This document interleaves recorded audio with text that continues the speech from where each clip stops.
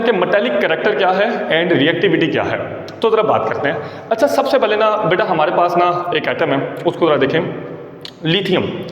अबे लिथियम के पास है 3 इलेक्ट्रॉन। पहले शेल में आ गए 2, क्योंकि आपको पता है पहले शेल में आते ही 2 हैं। पहले शेल में आ गए 2 इलेक्ट्रॉन और बाकी इसके पास रह गया 1 इलेक्ट्रॉन, तो अगले शेल के अंदर आ गया 1 इलेक्ट्रॉन। क्लियर है? अब अगला स्टेप, बेटा आप सबको ये बात पता है कि सेकंड शेल में होने कितने चाहिए थे?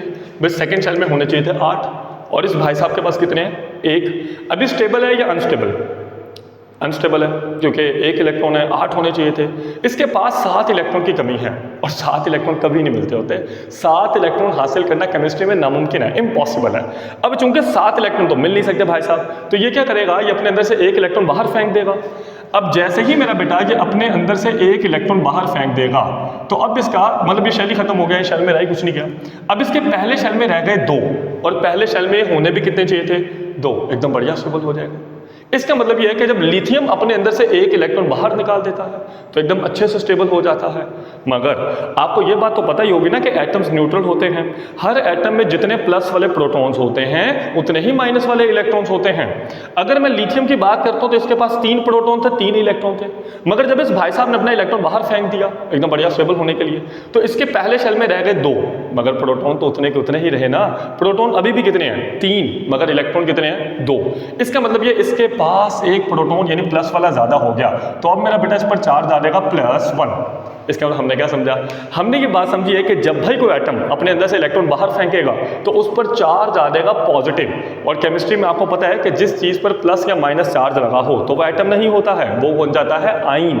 और जिस पर पॉजिटिव चार्ज होता है वो कैटाइन, और जिस पर नेगेटिव चार्ज आएगा वो एनाइन। तो फिलहाल हमने एक बात समझी, लिथियम की प्रॉपर्टी ये है कि वो अपने अंदर से 1 इलेक्ट्रॉन बाहर फेंकता है और उस पर पॉजिटिव चार्ज आ जाता है। अभी जरा सोडियम की बात करते हैं। सोडियम के पास है 11 इलेक्ट्रॉन। पहले शेल में आ गए 2, अगले शेल में आ गए 8। 8 और 2 हो गए 10, बाकी रह गया था 1। आपको पता ना थर्ड शेल में होने कितने चाहिए थे? 8। उसके पास 1 है, 7 इलेक्ट्रॉन की कमी है। भाई वही कहानी, तो मतलब 7 इलेक्ट्रॉन नहीं मिल सकते, तो क्या करेगा भाई? ये मेरा बेटा अपने अंदर से 1 इलेक्ट्रॉन बाहर फेंक देगा। अब जैसे 1 इलेक्ट्रॉन बाहर फेंक देगा तो सेकंड शेल में 8 रह गए, एकदम बढ़िया स्टेबल हो जाएगा। लेकिन पहले इसके पास थे 11 प्लस वाले, 11 माइनस वाले। अभी इसके पास कितने हैं? 11 प्लस वाले मगर माइनस वाले 10।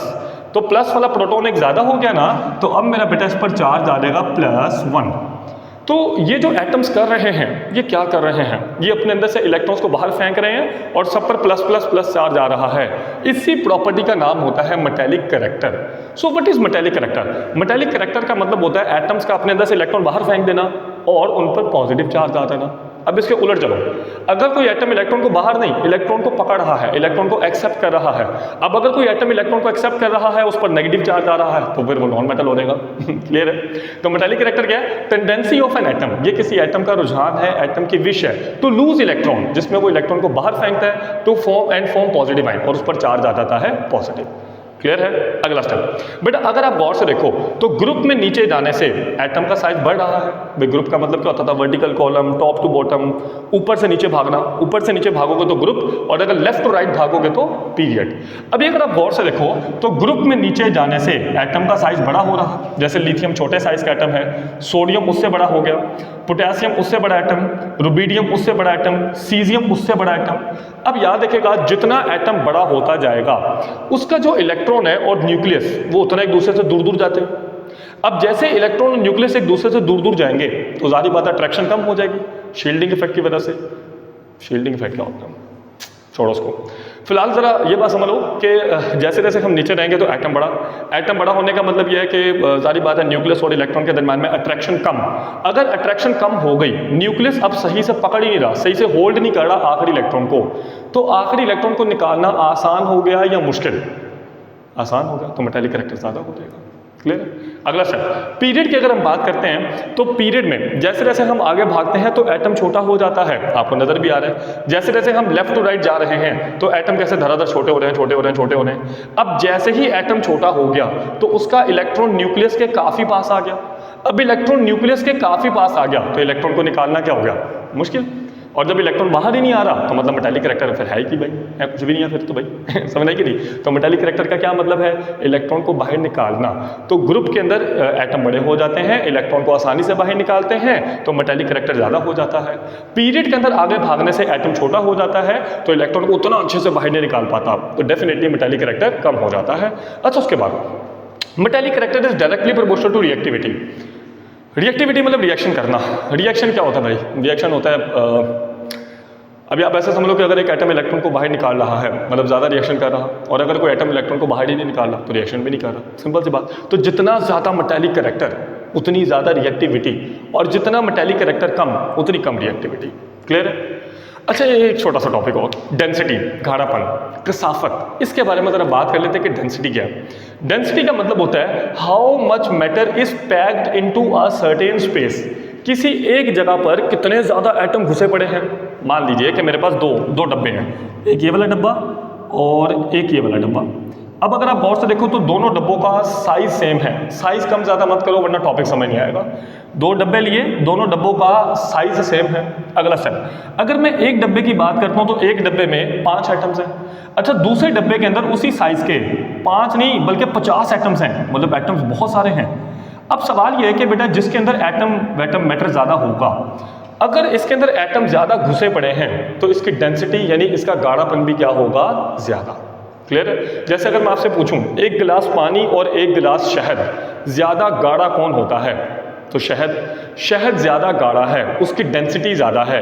तो इसका मतलब यह है कि शहद का जो एक गिलास लिया होगा उसमें शहद के बहुत बहुत ज़्यादा एटम्स होंगे, और पानी के एक गिलास में पानी के कम एटम्स होंगे या कम मॉलिक्यूल्स होंगे, जैसे भी तुम समझ आ रहे। तो फिलहाल हमें बात समझ आ गई कि how much matter is packed into a certain space. किसी एक जगह पर कितने एटम घुसे पड़े हैं, जितने ज़्यादा एटम घुस जाएंगे डेंसिटी उतनी ज़्यादा हो जाएगी। उस जगह पर जितने थोड़े एटम घुसेंगे डेंसिटी उतनी कम हो जाएगी। क्लियर है। तो डेंसिटी का फॉर्मूला होता है मैस पर यूनिट वॉल्यूम। जितना ज़्यादा मैस बढ़ाओगे डेंसिटी उतनी ज़्यादा हो जाएगी, मगर वॉल्यूम के यानी जगह ज़्यादा करने से डेंसिटी कम हो जाएगी। अच्छा, मैंने एक छोटी सी बात, हैवी प्लस स्मॉल, अगर कोई चीज़ वजनी है और छोटी है, जैसे छोटी सी लोहे की बॉल, तो उसकी डेंसिटी ज़्यादा है क्योंकि कम जगह पर कितने सारे एटम घुस गए। अब छोटी सी जगह पर यानी लोहे की छोटी सी बॉल में ज़्यादा सारे एटम घुस गए तो सारी बात उसकी डेंसिटी ज़्यादा हो गई। अच्छा, उसके बाद लाइट, हल्का प्लस बिग, जैसे गुब्बारा बड़ा होता है और हल्का भी होता है, तो इतनी ज़्यादा जगह है और एटम है ही कोई नहीं, बहुत कम एटम्स हैं। तो अगर लाइट और बिग यानी कोई चीज़ बड़ी है और हल्की है, मतलब उसके अंदर एटम्स कम है, तो फिर इसका मतलब उसकी डेंसिटी क्या होगी, लो। बढ़िया समझ आया कि नहीं। फिलहाल हमने बात समझ ली कि डेंसिटी क्या है। डेंसिटी का मतलब गाढ़ापन। जितने ज़्यादा किसी जगह पर एटम घुसा दोगे उसकी डेंसिटी उतनी ज़्यादा हो जाएगी, और जितने एक एटम अब तुम किसी जगह पर कम डालोगे तो उसकी डेंसिटी उतनी कम होगी। अभी थोड़ा फील हुआ है। उसके बाद डेंसिटी का फॉर्मूला हमने पढ़ा मैस पर यूनिट वॉल्यूम, कि किसी वॉल्यूम में कितना मैस पड़ा हुआ, यही है डेंसिटी। अच्छा, मैस का यूनिट होता है ग्राम और वॉल्यूम का यूनिट होता है सेंटीमीटर क्यूब। आप सोचोगे सर हमने तो फिजिक्स में पढ़ा था कि मैस का यूनिट किलोग्राम है, आप बोल रहे हैं मैस का यूनिट ग्राम है। तो यस बेटा, याद रखिएगा केमिस्ट्री में मैस का यूनिट ग्राम ही होता है, क्योंकि एक्चुअल में हम केमिस्ट्री में केमिकल्स को लड़वा रहे हैं ना, केमिकल्स किलो के हिसाब से थोड़ी लेकर आएंगे, 1 किलो ये ले आओ 1 किलो ये लो, धा करके लड़ा दो पूरा स्कूल ही उठ जाए तो एक्चुअल में ऐसा नहीं होता। तो हम केमिकल्स चूंकि केमिस्ट्री में बहुत थोड़े यूज़ करते हैं ग्राम में, तो इसलिए केमिस्ट्री में मैस का यूनिट ग्राम है, फिजिक्स में किलोग्राम ही चलेगा।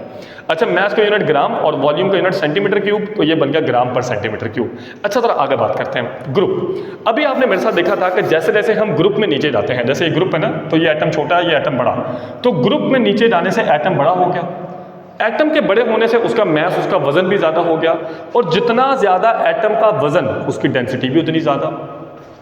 Atomic mass increases a lot. जैसे जैसे हम ग्रुप में नीचे जाते हैं तो एटम बड़ा हो जाता है। एटम के बड़े और वजनी होने से देयरफॉर डेंसिटी आल्सो इंक्रीजेस। अब आप ये मत मुझे कहना सर एटम बड़ा हो रहा है, वॉल्यूम ज़्यादा हो रहा है, डेंसिटी कम होनी चाहिए। हाँ ठीक है, वो फैक्टर भी है कि वॉल्यूम बढ़ रहा है तो डेंसिटी कम होनी चाहिए, मगर वो उतना ज़्यादा डोमिनेंट नहीं है। जो ज़्यादा डोमिनेंट फैक्टर है यहाँ पर वो मैस का है, यानी ग्रुप में नीचे जाने से एटम बहुत वजनी हो रहा था। एटम देखो ना भाई, इसके पास कितने प्रोटॉन होंगे, 9 प्रोटॉन और 9 न्यूट्रॉन, इसके पास कितने कितने हो गए, 17 प्रोटॉन 17, इतने ज़्यादा प्रोटॉन और न्यूट्रॉन ज़्यादा हो गए। तो इसका मतलब ग्रुप में नीचे जाने से एटम का साइज तो बड़ा हो रहा है लेकिन उसका वजन बहुत ज़्यादा होगा। तो जितना ज़्यादा उसका वजन बढ़ेगा डेंसिटी उतनी ज़्यादा हो जाएगी। तो ग्रुप के अंदर एटॉमिक मैस इंक्रीजेस, ग्रुप में नीचे जाओगे तो एटम बड़ा भी हो जाएगा, वजनी भी हो जाएगा। अगर बड़े वाली बात को साइड पे कर दो और वजन वाली बात को डोमिनेट रखो तो ग्रुप में नीचे जाने से एटम वजन वाला हो गया, ज़्यादा भारी हो गया। एटम के भारी होने से उसकी डेंसिटी भी ज़्यादा हो गई। पीरियड की अगर मैं बात करता हूँ तो पीरियड को नहीं समझाऊंगा भाई, मैं समझाऊंगा तो बहुत टाइम गुजर जाएगा और वो आपको सिलेबस में लिखा भी नहीं हुआ। तो बस फिलहाल आप ये रट्टा मार लो, क्रैमिंग कर दो यार। Varies less significantly in period. आप ऐसा समझ लो कि पीरियड में आगे जाने से कोई डेंसिटी में इतना फर्क नहीं पड़ता, हाँ, मगर ग्रुप में नीचे जाने से एटम वजनी हो जाता है और एटम के वजनी होने से उसकी डेंसिटी भी ज़्यादा हो गई। ये मत पूछें यार, ये मतलब बड़ी क्लास में जाकर देखो, अभी समझाने बैठेंगे तो आधा घंटा गुजर जाएगा।